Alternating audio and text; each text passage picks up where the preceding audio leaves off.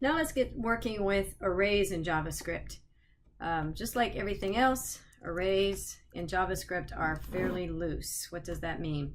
All right, well let's just get rolling. So I'm going to create a script tag here in my head tag. Nothing out of the ordinary exciting yet. And we're going to create an array. And so I'm going to create my variable var my array. And to make an array in an empty array in JavaScript, we're just going to do an open and closing bracket. So I've created an array that doesn't have anything in it. Okay, so I can initialize the array with values if I want.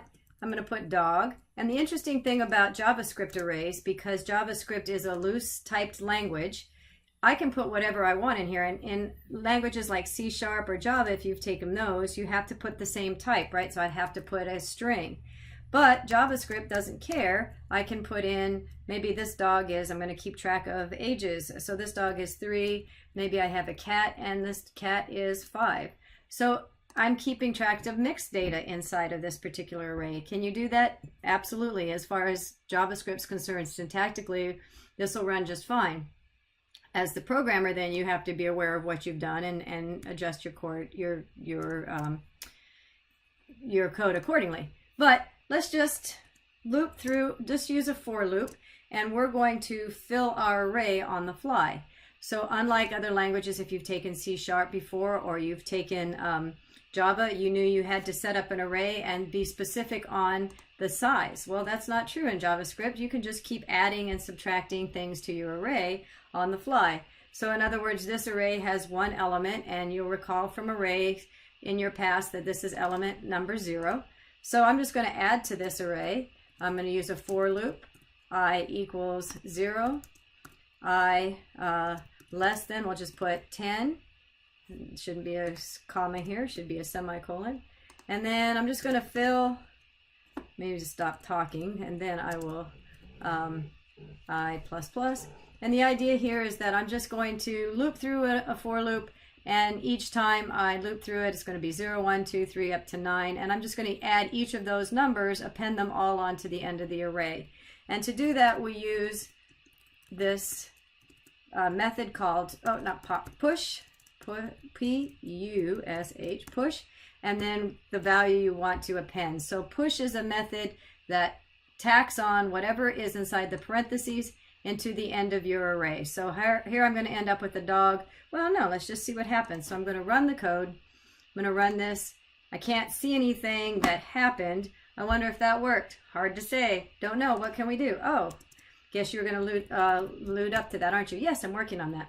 So if we do an alert, I'm just going to start there. I'm going to alert my array when this is all said and done, so that way I can see what's in my array. And I got dog 0, 1, 2, 3, 4, 5, 6, 7, 8, 9. Okay, so I can see that my array is getting filled. What's another way I can do this? Well, let's see. I can also do console. These are just troubleshooting techniques. My array. So console log my array. What on earth is that? Nothing popped up. Nope. But remember, we can right click on our browser window and choose inspect element or inspect, depending on which browser you're in. I believe I'm in Firefox. And if we go to console, you can see that console log is whatever is inside our parentheses is getting written to my console. It's not going to show up in my web page, but it shows up in the console, so it's a debugging tool. So I can see that there's 11 elements in my array. Click on the box, the arrow, and I can see that element number 0 is dog, etc., all the way down through element number 10, which is the number 9. The length, so there's a property that we can access. And then prototype, this is just indicating that an array is an object, and we're going to keep using that word object so it'll have meaning to you when we actually get to it. So this is actually an object. All right, so what's another way I can do this if you wanted to? Well, if you didn't console log and you didn't alert, you want to get the value of a variable, or in this case, our array. See down here where you have the little double arrow, that chevron. I'm going to type in what I want to display in the console, and in this case, I would like to see my array. It's already trying to fill in my data for me. It says, I know what you want, so I'm just going to hit enter. And I guess I didn't finish it out. I guess I have to hit tab. There we go, tab, and then enter.